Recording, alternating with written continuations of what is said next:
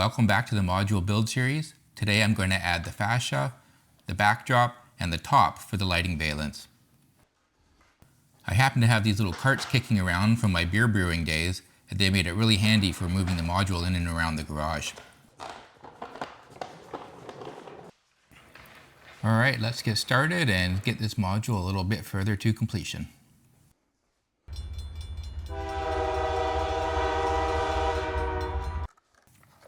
So before we get to installing anything onto this module, I'm going to use some 120 grit sandpaper here and just take down some of the edges just so I don't get any more splinters and all that. I'm not going to worry about leveling out any of the surfaces as none of this stuff is really going to be seen other than maybe the legs that are hanging down below here. But eventually one day I am going to have some skirting that's going to allow the legs to be hidden and they won't even be seen anyways. So for now, this is just more of an aesthetic thing and just to make sure I don't get any of those splinters I was talking about.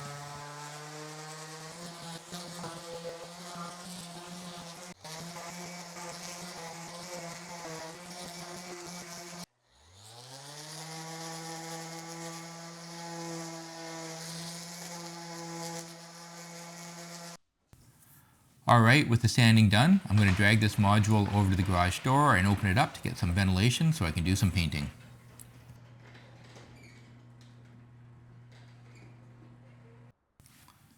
So I'm just going to use some cheap Rust-Oleum white spray paint here. The goal is to get the lighting valence white on the inside so that I can have a nice reflective surface for all the lights that I'm going to install later. The paint job doesn't have to be perfect, it just needs to be functional.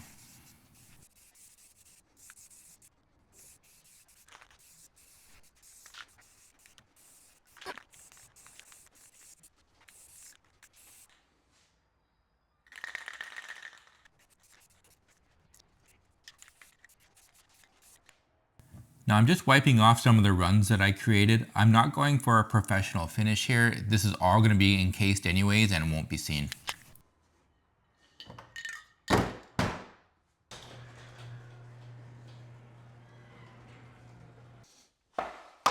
So now that the valence is painted white, I'm going to cut out some fascia pieces, a backdrop, and a top cover piece from some 1/4 inch MDF hardboard.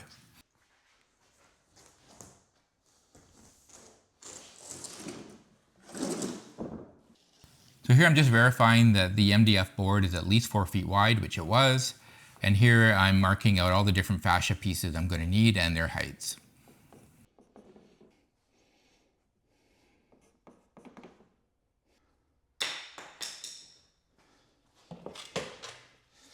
Alright, so now it's time to assemble my favorite tool. If you watched the last video, you'll know this Kreg rip fence that you can attach to your circular saw was the bane of my existence. However, since it's mostly set up, it really was pretty quick to install and get ready to go for this round of cutting.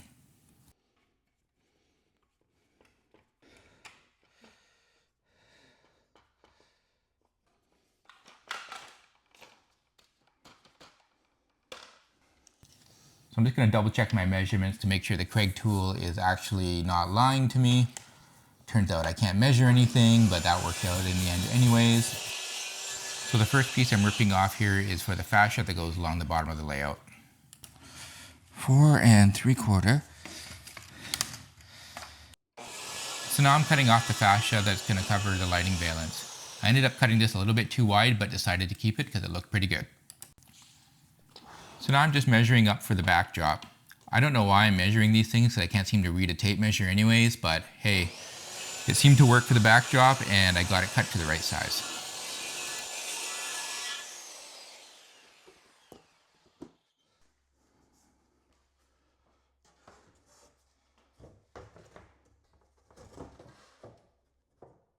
Perfect. So I've cut the backdrop just 1/4 inch shy, just so I didn't have to fight getting it in. It's all going to be hidden because the track work's going to be up about this height, so you won't see the bottom, and that way it's just a little bit easier to install and get in and go from there. So I'm just knocking down some of the edges here with the 120 grit sandpaper just to get it prepped for painting. Before I do any painting though, I'm going to get the top of the module built and get that ready for painting at the same time.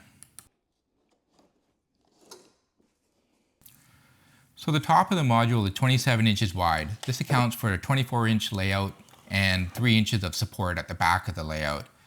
Now this is a little bit too wide for my Craig jig, which only goes to 24 inches. So I'm just going to use my circular saw here, figure out my measurements, and then I'll clamp a straight edge along the board and use that to guide the circular saw.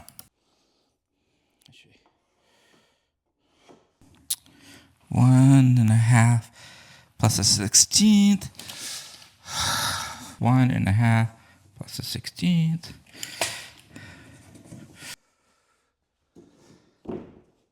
Luckily, I have this nice long piece of OSB that's been kicking around the garage. I'll clamp this in place and use that to guide the saw.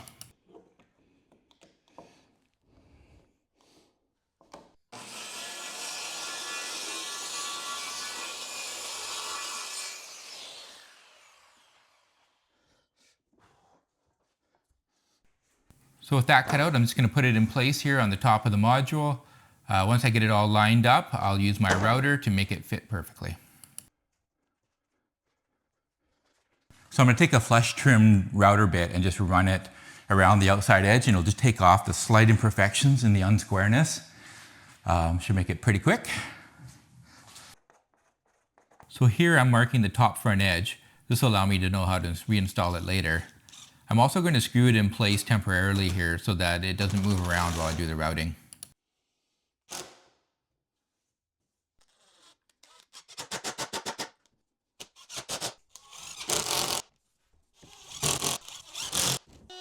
So with the top screwed in place, I can now use my router to make the flush trim cut and make it a perfect fit.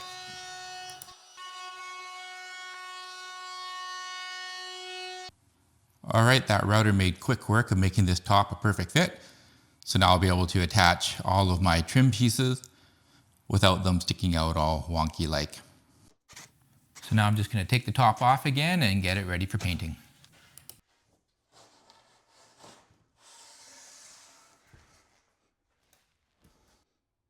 So for the underside of the top, I'm just going to use this Rust-Oleum white primer here and give it a good coating. Full disclaimer here, do not use my painting as any sort of tutorial. I'm just doing a really rough coat here to try and get it done. And if my mother is watching this, I'm wearing a mask, it's just invisible and you can't see it. Okay, so now I'm going to put the top back on and screw it in place once again.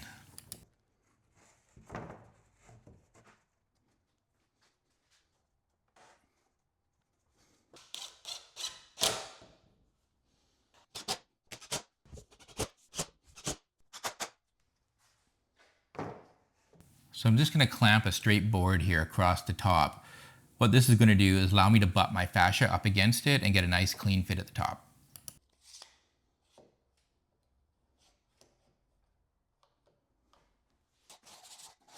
So I'm just giving some of these edges a nice quick little sand to knock down some of the corners.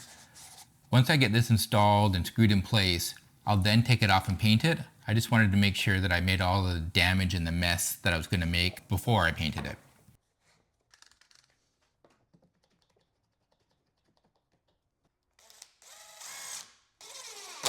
So I'm just using some drywall screws to temporarily affix the fascia to the framework. Once the layout is closer to completion, I'll pop the screws out and glue the fascia in place properly and then fill the screw holes in and give it a nice final coat of paint. But for now, these screws will allow me to take the fascia on and off as needed, particularly the bottom fascia, as it's going to need to be cut and contoured to the scenery at some point. So here I'm just measuring the bottom overhang of the fascia. Ideally, I want it to hang just over an inch lower than the bottom edge of the benchwork. That way, from the proper viewing angle, anything that hangs a little bit lower, like wires or switch machines, won't be noticeable. So here I'm just clamping an external straight edge to the side of the module. This will give me an edge to butt the fascia up against and get it nice and flush.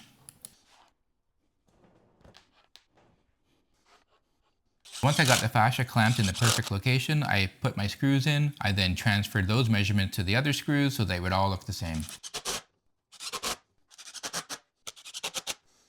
So before painting this piece, I wanted to remove this UPC label that they stick onto these boards. It did not want to come off, so I had to sand it off. Took a little bit of effort, but getting it nice and flat and clean will make it look better later. I also wrote on the back side of the fascia which side is at the inside and which side is up on the inside. This will make installation after it's painted a lot easier. So with the bottom fascia removed, I'm now taking off the top fascia and getting them ready for painting. So I picked up a can of satin black spray paint that I'm going to use to cover the fascia. After donning my invisible face mask, I once again set to painting them. Now this paint is just temporary. It's only going to be on here while it's under the construction phase. It's going to get covered in plaster, it's going to get scratched, it's going to get damaged. It's just to make it look good for now. Eventually I'll give it a nice final coat once everything's done and built. So the last thing I'm going to do is use the last of the white paint to just give a rough primer coat to the backdrop.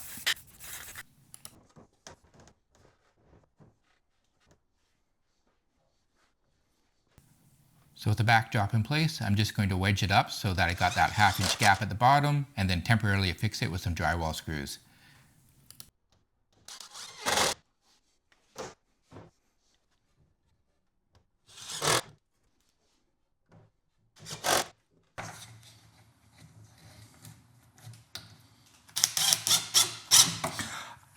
Ow!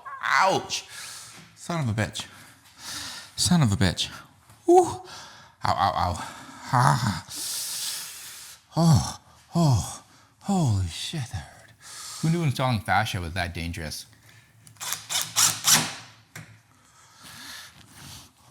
Oh. Holy fuck, that hurt a lot. Oh, my finger was pinched. Oh. I don't recommend doing that to yourself. Oh, oh, oh, oh.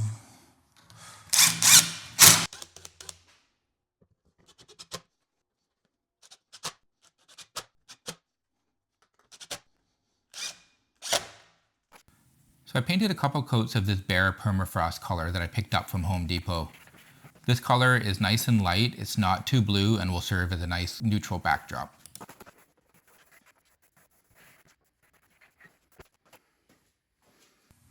So we'll just do an overview of what I've done on this module so far. We've got the backdrop installed. You can ignore these screws. They are basically just there holding it for now. I am going to glue it on eventually. I'm going to pull the screws out, fill them over, and paint them over at some point in time. The goal right now is just to get this built, roughly done, and then when it's in place with the other modules, I'll make sure that the backdrops fit seamlessly, and then I'll glue them in their final position. If you look up underneath, you see I painted it roughly white. I spray bombed that. It was fast, probably not cost effective, but it's just enough that when I have my lights installed up in here that we will get some reflection back, and that reflection will help increase the overall lighting. I do plan to put a diffuser.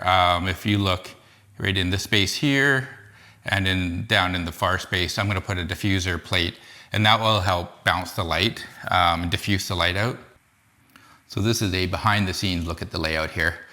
So as you can see, the backdrop allows me to have a space here where wires can come up, and into the top deck. And then of course I've got holes here I can use to run any sort of wiring buses that I want to run for the lighting, which I do plan to do. So yeah, it's kind of a really neat setup how that's going to work. I do plan on putting diffuser plates that'll come across like this, and it'll seal this off. So there won't be any way for dust to get in there when it's all said and done. Okay, so that about wraps up this video for today. Stay tuned, as in the next video, I'm going to wire up this lighting and the diffuser panel and all that kind of stuff and get the lighting finalized and finished. To do that, I picked up a 5-amp power supply off of Amazon. I've got my LED lighting here. Now it comes with a crappy dimmer. So I'm going to take that dimmer off, and I'm going to use an RV dimmer instead. So this dimmer here mounts into that plate. We'll mount that somewhere on the fascia, and that'll be a dimmer that's capable of doing the entire layout, and I'll kind of explain how I calculated how many LED strips I'm going to need and the testing that I did to make sure that the lighting was going to work. The beauty of this layout is the way I've constructed this is I can get the wires underneath the layout, up behind the backdrop, and then they'll come out over top and into this void. So it's like I have a wiring chase in behind the backdrop, which is kind of an added benefit to this design. So if that's something you want to see, hit like, subscribe, and I hope to have that video out in the coming couple of weeks.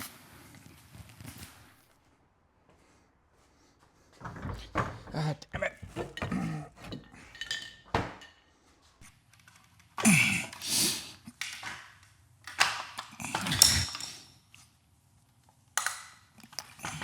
Jesus.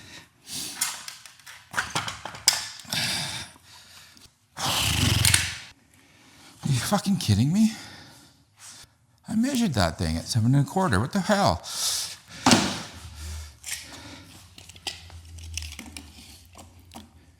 Seven and a half. What the? Oh, it doesn't matter.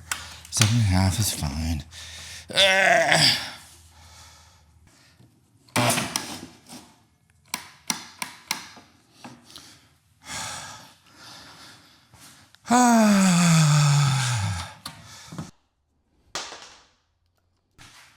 So I'm going to take a flush rim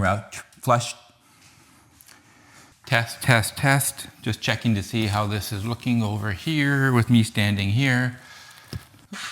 Just another test of me standing right here, seeing if you can even see me. All right, we've got our thing done here. Stay tuned for next week's video.